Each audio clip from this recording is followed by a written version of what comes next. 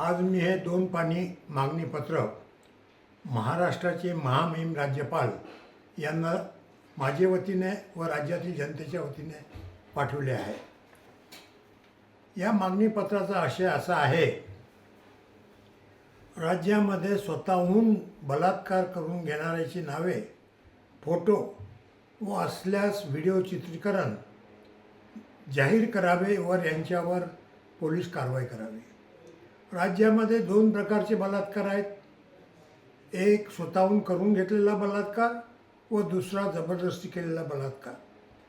जबरदस्ती केलेल्या बलात्कारात ज्यांच्यावर बलात्कार झाला यांची नावे गुपित ठेवणे हे समाजासाठी खूप चांगले आहे, परंतु ज्यांनी स्वार्थासाठी, मग पैशाच्या स्वार्थासाठी, आपले शारीरिक सुख भोगवण्याच्या स्वार्थासाठी किंवा इतर आमिषासाठी स्वतःहून जर बलात्कार करून घेतला तर अशांची नावे, फोटो व असल्यास व्हिडिओ चित्रीकरण हे समाजासमोर आणून यांच्यावर पोलीस कारवाई करावी।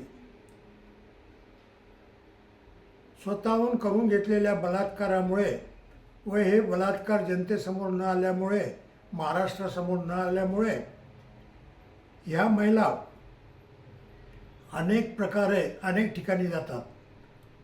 त्यामुळे हे जे बंधू बाबा, साधू संत महात्मे व लॉजिंगवर नेणारी बडे बडे व्यक्ती यांना हे फावते।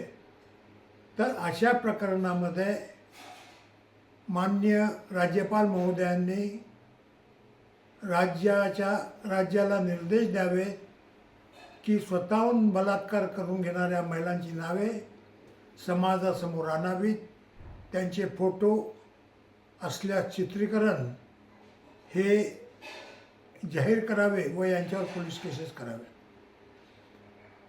केलेली कारवाई कळवावी।